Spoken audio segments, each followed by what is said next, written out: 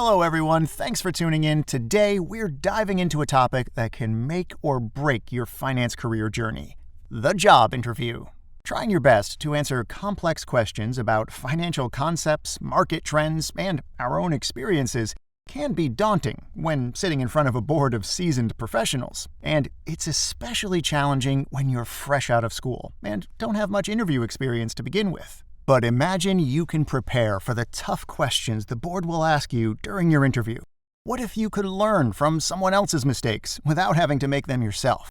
Well, that's precisely why we're here today. This video explores the top 10 finance questions you need to know in 2023 and how to answer them like a pro.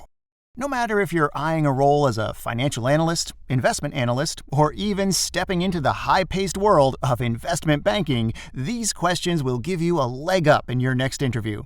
Speaking of different roles in finance, we will also make a video for each of these career opportunities. So make sure you're subscribed to our channel and click the bell icon to be notified when they come out.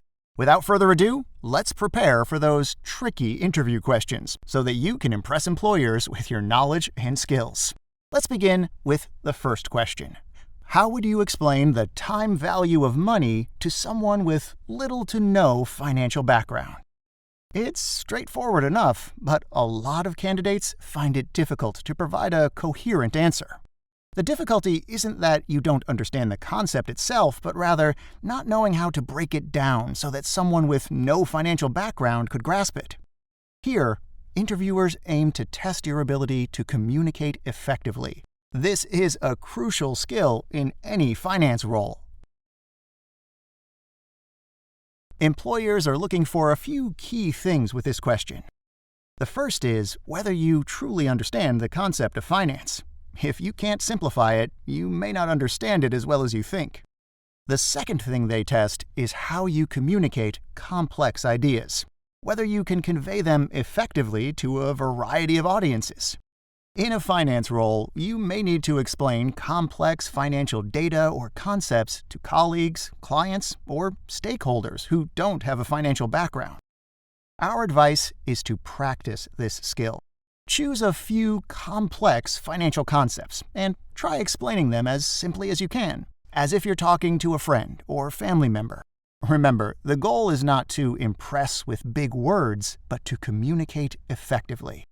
Let's further illustrate with a proper example. Suppose you're talking to a grandparent who has just asked you about the time value of money. In turn, you can ask them if they've ever heard of the saying, $1 today is worth more than $1 tomorrow. Continue by clarifying that that's the idea behind the time value of money. It means that the money you have right now is generally more valuable than the same amount in the future. And why is that? There are a few reasons. One is that you can take advantage of the money you have now by putting it in a bank or investing it so that it can grow over time. In other words, you can potentially earn more on top of what you already have. Not only will your grandparent appreciate the explanation, but so will your interviewers. Mastering your ability to simplify complex financial terms can give you a significant advantage during the process. Now, the board is satisfied with your answer and is already throwing the second interview question your way. They ask, tell us about a time when you made a significant mistake in your financial analysis. How did you fix it? This is a difficult question because it basically asks you to voluntarily highlight something you've not been successful at. Isn't the point of the interview to stand out? Well, a good candidate also knows how to critically evaluate their work, which is what employers are looking for here. This is a common type of behavioral question that puts many job applicants on the spot. Some are tempted to avoid admitting they made a mistake, but this could come off as lacking self-awareness or indicate an unwillingness to learn. Honesty is crucial when tackling this question. Choose a real example of a time you made a mistake, but ensure it's a situation you learned from, as to not repeat it in the future. Give a brief overview to the interview board, focusing on the actions you took to correct the error, and emphasize what you learned from the experience. By showing that you're able to turn mistakes into opportunities for growth, you'll demonstrate resilience, problem-solving skills, and a positive attitude. Remember, mistakes can happen. It's how you handle and learn from them that sets you apart. This leads us directly to our third interview question. What can you bring to this role that other applicants cannot? Answering this can be challenging because it requires you to articulate your unique value proposition that differentiates you from other candidates. It's an opportunity to showcase your skills, experiences, and qualities that make you a standout candidate. Start by reflecting on your strengths, experiences, and accomplishments that directly align with the requirements of the role. Now is not the time to be modest about what you've achieved. Go ahead and identify key attributes that make you stand out. Consider your past achievements, industry knowledge, technical expertise, leadership qualities, or the ability to bring a fresh perspective. Clearly articulate how these will benefit the company and contribute to achieving its goals. Remember, be confident, but also authentic in your response. For example, you could say, "What sets me apart from other applicants is my deep understanding of financial modeling techniques gained through my experience as a financial analyst at XYZ company.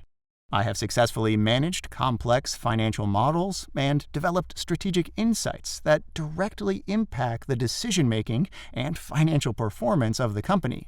Additionally, my strong analytical skills, attention to detail, and ability to communicate complex financial concepts in a clear and concise manner have consistently earned me praise from my colleagues."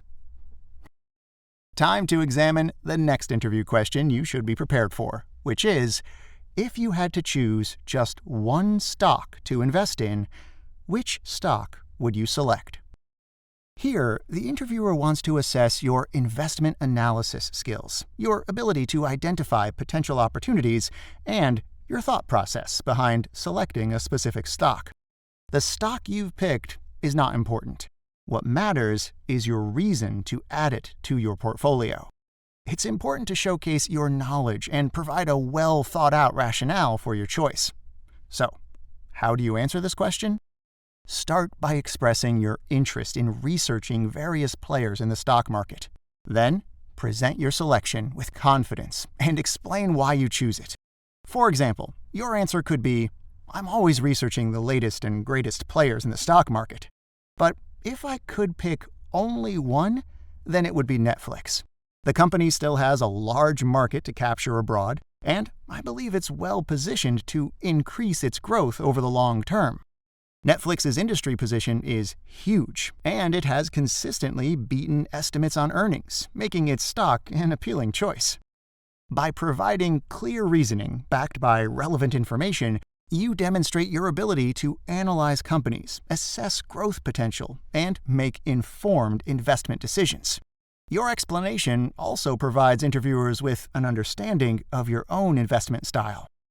Moving on to the next question that tests your understanding of the finance basics. How are the three main financial statements connected? No matter whether you apply for investment banking or an FP&A position, you will come across this question during the interview process. Understanding how the three financial statements are interconnected is also crucial in financial modeling. Most often, candidates manage to answer that question by stating that net income is the link to the three financial statements: the income statement, the balance sheet, and the cash flow statement. And while that's correct, the key to answering this question is to be thorough. Let's elaborate on this. So, we have net income on the income statement, which links to the retained earnings on the balance sheet. Here you should state that beginning retained earnings plus net income minus dividends equals ending retained earnings. Then, on the cash flow statement, net income is the first line used to calculate the cash from operations. There is another link with depreciation on the income statement, which connects to non-current assets on the balance sheet. That's because the ending property, plant, and equipment under non-current assets is calculated as beginning PP&E plus any capital expenditures minus the accumulated depreciation. Note that non-cash expenses, such as depreciation, also link to the cash flow statement under operating cash flow, and the PP&E from the balance sheet links to the investments in the cash flow statement's PP&E. In addition, interest and tax expenses in the income statement are added back when calculating the cash flows from operating activities. In the balance sheet, we observe a link between current assets, such as inventory and trade receivables, and cash flow from operating activities. An increase in these activities indicates cash use, hence why we subtract it from the net income in the cash flow statement's operating activities section. On the other hand, a decrease represents a source of cash. Thus, we add this to the net income in the cash flow statement.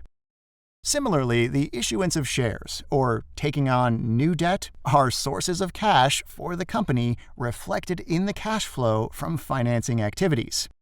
Vice versa, the repurchase of shares or repayment of debt are uses of cash. Additionally, the cash balance from the previous period's balance sheet serves as the starting point for the current period's cash position.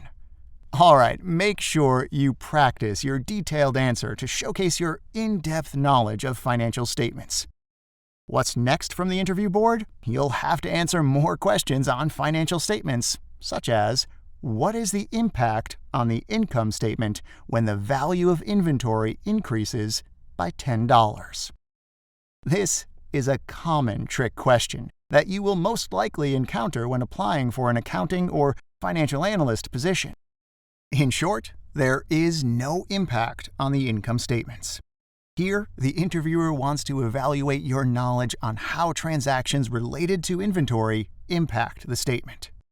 Applicants often fall into the trap of overthinking and looking for a hidden relationship between the two. Most often, the interviewee states that the working capital changes show up on the income statement. The income statement does not directly capture changes in the inventory because the related expenses, such as the cost of goods sold, COGS, or the operating expenses, are only recognized when the goods are sold. Until the company sells the products associated with the inventory, it does not impact the income statement. In other words, the inventory represents the value of goods that are held by the company but not yet sold. It can be easy to fall for trick questions such as this, but if you remain level-headed, you'll be able to catch it in time and thus stand out to your potential employers. While we're on the topic of tricky questions, let's explore another inventory-related one that touches on all three financial statements, namely, how does an inventory write-down impact the three primary financial statements? This is a classic finance interview question. Here, the interviewer wants to see if you understand how all the income statement, the balance sheet, and the cash flow statement interact with each other. There is no shortcut. You just have to know what the interactions are. Let's answer this question together. On the income statement, the write-down is recognized as an expense in either the cost of goods sold or on a separate line item. This ultimately reduces the net income, and although we observe a decrease, it's important to note that the write-down is a non-cash expense. Therefore, it's added back in the cash flow from operations section. This adjustment acknowledges that the write-down does not impact the company's cash position. The balance sheet is impacted in two ways. The asset's inventory decreases by the amount of the write-down. This adjustment reflects the lower value of the inventory after the write-down. The shareholders' equity also decreases by the same amount as the reduction in net income impacts retained earnings. And that's it. Now that we've discussed the interrelation of the financial statements, let's shift our focus to a crucial aspect of financial analysis: company valuation. A common question you're most likely to encounter when applying for a financial or investment banking analyst position is, how would you value a company? This question is a hurdle for applicants. But why? Put simply, there are many valuation models, and stating just one is not enough. The trick to effectively respond to this question is to provide a structured approach and highlight key valuation methodologies. You can start with the most popular ones. For example, the precedent transactions method involves looking at the prices paid for similar companies in the past to determine a current value. This method is often used in mergers and acquisitions, M&A, and works best if the companies are in the same industry. While the precedent transactions method provides a quick and easy method to estimate a company's value, it is often supplemented with other valuation techniques to get a more comprehensive understanding of its worth. One of them is the discounted cash flow DCF model, which involves projecting a company's future cash flows, determining an appropriate discount rate, and calculating the present value of those cash flows to estimate the firm's intrinsic value. Another valuation method is the relative valuation model, where you estimate an asset's value relative to that of another. The underlying idea of relative valuation is that similar assets should sell at similar prices. Put simply, you compare the target company's financial ratios and metrics to similar companies. This involves analyzing valuation multiples, like price to earnings, PE, price to sales, PS, or enterprise value to EBITDA, EV/EBITDA. Next, we have asset-based valuation. It estimates the intrinsic value of a company as the difference between the market value of its assets and liabilities. With this method, there is some room for interpretation as to which assets and liabilities to include in the valuation and how to measure their worth, and that may be tricky at times. These are some of the most commonly used valuation methods. Stating them should be enough to nail this interview question. All right, here's another question that you are likely to encounter in your finance interview. Why should a company consider issuing debt instead of equity? There are no hidden traps here. With this question, the interviewer wants to assess your understanding of corporate finance principles, capital structure decisions, and your ability to weigh the pros and cons of different financing options. To effectively respond, highlight the benefits of debt financing, such as potential tax advantages, fixed interest payments, as well as maintaining ownership control and decision-making authority within the company. Note that a firm should always raise capital according to its optimal capital structure. If the business is consistent with sufficient cash flows to cover interest payments, issuing debt might be justified if it lowers the company's weighted average cost of capital. Great! Now let's shift our focus to the broader role of a finance executive with the following interview question. If you were the CFO of our company, what would you say are some key challenges that you'd face? This is a great question that you are likely to encounter at an interview for a higher-up finance role. Here, it's essential to have a strategic mindset and the ability to consider the bigger picture. You need to adopt a long-term perspective and consider various aspects of a company, including its goals, financial performance, and overall well-being. Your answer will showcase your ability to think strategically and connect your response to relevant issues, encompassing each of the 3 financial statements. Take a step back and provide a high-level overview of the company's current financial standing or the position of industry players in general.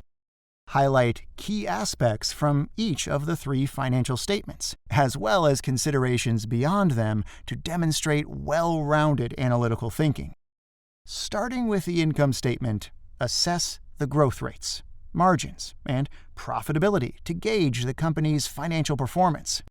Look at revenue growth trends and gross profit and net income margins to understand if the business can generate consistent profits and sustain growth over time. Moving to the balance sheet, evaluate liquidity, capital assets, credit metrics, and leverage. Consider the company's ability to meet short-term obligations through current assets and liquidity ratios. Assess the composition and quality of its capital assets, and examine credit metrics such as credit ratings and debt levels to assess the financial stability and borrowing capacity. Finally, scrutinize the cash flow statement to determine the short-term and long-term cash flow profile of the company. Identify any potential cash flow challenges, such as negative operating cash flow or significant investing or financing cash flows. Evaluate the need to raise money through external sources or return capital to shareholders through dividends or share buybacks. Okay, we've covered all 10 questions you should definitely know how to answer. Navigating finance interviews can be a challenging endeavor, and it's natural to encounter questions that leave you stumped. By sharing these top 10 finance interview questions and answers, we hope to shed light on these challenging topics and offer guidance. Remember, preparation is key. Understanding the nature of tricky questions and what interviewers seek to learn from them can significantly enhance your chances. Confidence and a well-thought-out strategy are key to impressing interviewers and ensuring you stand out from the competition. If you're looking for a great way to get prepared in an excellent way and be job-ready, subscribe to the 365 Financial Analyst platform. Our financial courses are proven bestsellers that teach practical skills and allow junior analysts to become much more productive from the get-go. Check out this video's description for a great offer.